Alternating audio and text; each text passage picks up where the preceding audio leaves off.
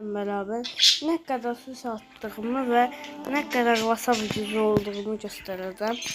89 tane su atmışam ve change kostümünü Sashimi style. üstüne alaram.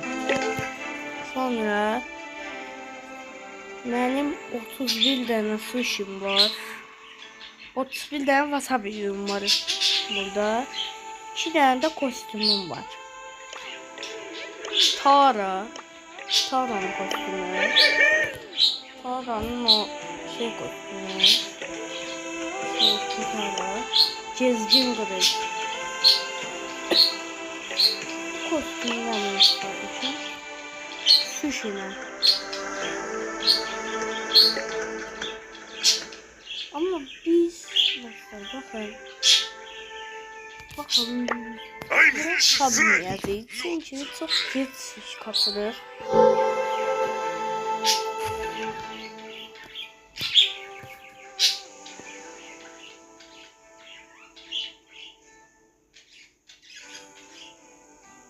Burada kostüm havalı diye.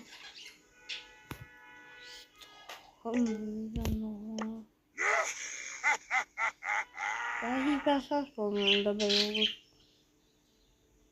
Ne dostlar? Bakın hamza. Neyse dostlar videomuz bu kadarıydı. Sizlerle beraber görüşmek üzere. Bay bay.